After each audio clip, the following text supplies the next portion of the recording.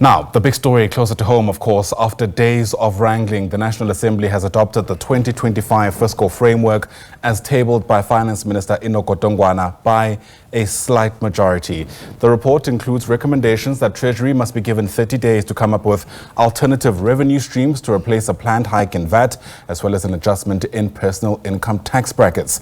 The DA, which is the second largest party, of course, in the GNU, did not support this report, leading, of course, to the ANC venturing out of the coalition to garner enough backing. Let's make sense of these developments with independent analyst Khaya Sithole, who's with us now via our video link. Khaya, great to see you as always. Thanks very much indeed for making time. We've said countless times before that these are uncharted territories, and because of that, I think it's worth taking a couple steps back.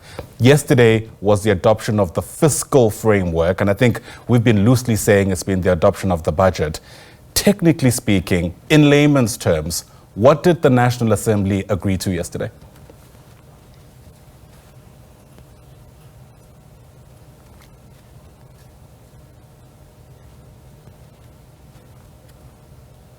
Are you able to hear us, Khaya? There you go. My sound was off there. Yes. Go ahead. Yeah, I would say, technically speaking, what we ended up with was obviously a process that required the members of parliament to receive a report based on a proposal. So the minister had a proposal. He had various committees then listening to public input and obviously some parliamentary input, and then having to then make a recommendation to the National Assembly. So that recommendation is then what is passed, and then thereafter, what must then follow is then a process of saying, well, now that there's been a meeting of the minds, how do we actually get this to become law? So I think it will take a couple of more months, it generally does, in order for it to eventually be finalized. But until then, now that there has been an agreement in principle, it means that all the other steps required to effect, the processes of distributing resources to the various departments and the various government structures can indeed proceed. Yeah. If, the proposal, when it was tabled by the finance minister, is anything to go by, or let me rephrase my question, actually, agreements around that proposal start with the procedure of the standing committee meeting that was held, 2 nights back. Again, help us break down what the point of contention there is about. My understanding is that the monies bill allows for either an adoption or an amendment. And what seemingly has come forward is an adoption with an amendment expected later on. Is that an accurate reading? The crux of the dispute, which is now what the DA says they're taking to court, is a simple question of what exactly has to be said explicitly in the process of getting this to be done or to be adopted. So it's now a question of, within that particular committee, what exactly is the question that has to be asked in order for this to be a valid and a binding resolution that can then get taken forward.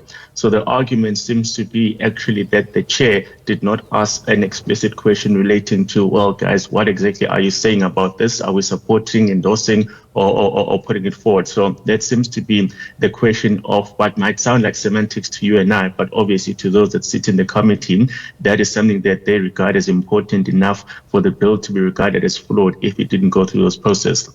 The difficulty, of course, is that the Democratic Alliance did vote on the process, and it's not clear whether, if the vote had gone their way, they'd be pursuing litigation now. So that's something that only they can explain. So it's just a matter of, there was that particular procedural question, and of course, if it turns out that there was indeed a flaw and it goes back, you then have to ask, well, would the vote or the outcomes be different? And that's not very clear. But of course, members of parliament or aggrieved members of parliament are well within their rights to highlight flaws in a process that they understand much better than we do. Right.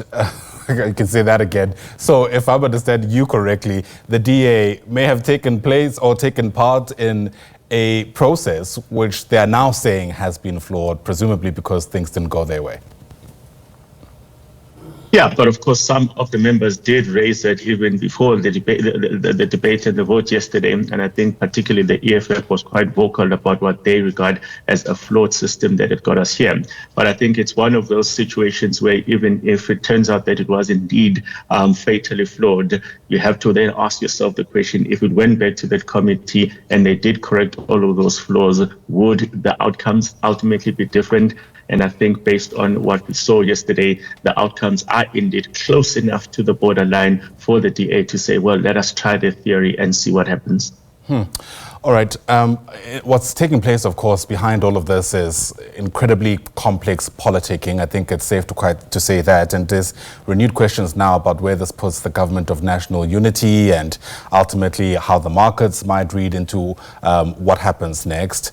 Are you particularly concerned? Because we had these threats before. The DA suggesting that they have to reevaluate their relationship with the ANC. It happened with the Bela, the expropriation bill, the NHI bill, all of which are now acts, and the DA is still in this coalition.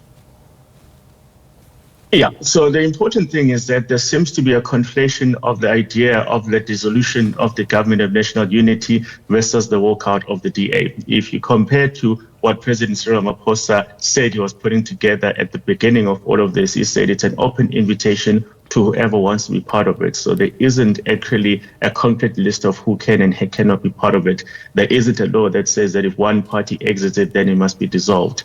It will simply be a question of if the DA decides to walk out of this, then President Cyril Ramaphosa has to then work out whether he believes he can still get critical governance processes still going, even if there is no guaranteed support from the DA. Because you can see, even yesterday, there are parties that are outside the GNU, but they were willing to support this on a case-by-case basis. So if he decides then he can govern under that model, then it's simply a matter of, well, we'll carry on with them being outside. But I do think that yesterday he did indicate that, look, the ANC and other parties can, when they collaborate on an issue-by-issue basis, probably be able to get some of these items over the line, some of these issues over the line. The budget is, by definition, the most polarizing of all the deliberations that they would have to have. But I think in other issues, perhaps the points of divergence between the ANC and the members of the GNU and parties outside the GNU may not be as polarizing as it was when it came to the budget. So I think there is going to be a reflection on the part of the DA of saying, well, we set this one out and yet it still passed. So what is the point of us continuing with these threats? Whilst we're all focused on what was taking place, of course, in Parliament, South Africans waking up to a fresh round of tariffs, shall I say, from Washington. In fact, 30%, we're told, of all exports to the United States will have, well, let me rephrase that. All exports will now have a 30% duties on them. And it's been interesting to see because South Africa, of course, is amongst a long list of other countries, specifically on the African continent. I think Lesotho is facing now 51% tariffs. And I wonder from your reading of what's taken place there, whether there's any logic to this. You know, how are we arriving at specifically some of those figures? Or is that impossible to tell? Actually, it is possible to tell. So as soon as the tariffs were announced last week, we all started trying to figure out what the basis for the calculation was, and we eventually did find the source. So what has happened here is that there is a document on the website that is linked to the Office of the Executive President of the United States that actually maps out the trade patterns or the trade numbers between America and every other country. So there's a list of about 200 countries. And for every single country, what they have done is that they've said that in 2014, this is what we sold to them and this is what they sold to us. So what President Trump has then done is that he said, look, for every single country where what they sell to us is more than what we sell to them, I regard that as a deficit that needs to be corrected. So what he then simply did is that he then said that when you compare the goods that South Africa sold to the United States versus the goods that the Americans sold to the South Africans, there was a 60% differential. In other words, what they sold to us is 40% in value compared to what we sell to them. So because they're at 40%, he then says that South Africa owes me 60%. So when he says that South Africa owes me 60%, he says that that is the tariff that we are imposing on the United States, completely incorrect. And then what he then does is that he takes that number and then he divides it by 2 and then he says, I'm being nice. So he's actually done that with every single country. So when you go to that, I've been comparing on a country by country basis, and that's essentially the formula that they've applied. So which is why that some numbers are very difficult to reconcile to reality. Some countries have obviously got much wider trade gaps between what they sell and what they import from the United States. So there's actually some logic to the mathematics. There isn't any logic to the economics, but there's actually the logic to the mathematics, and it's to be found in that document that we saw on the US government's website yesterday. What? Okay, I hear the maths and the formulas, but again, the consequences from where I'm sitting could be far-reaching. I mean, it might be an obvious question, but have we ever seen anything like this before? No, I don't think you've ever seen any unilateral action by a particular country that seeks to lump together all friends and foes and tries to make very little distinction between what is being traded across the different trade relationships. So what seems to be the starting point here is that Trump has taken the global perspective that says, well, actually, when it comes to goods, America, I think they import $3.1 trillion worth of goods and they export $2.1 trillion.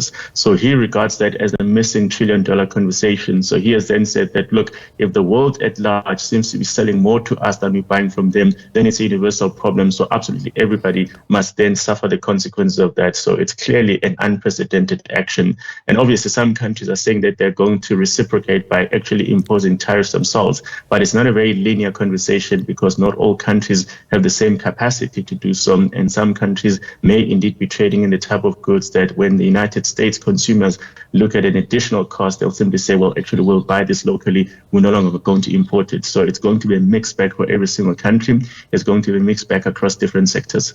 All right. Khaya Sithole, thanks very much indeed for speaking to us. Appreciate the time and the insights. Khaya Sithole is an independent analyst as we make sense of yesterday's adoption of the fiscal framework, as well as, of course, the fresh tariffs announced by U.S. President Donald Trump.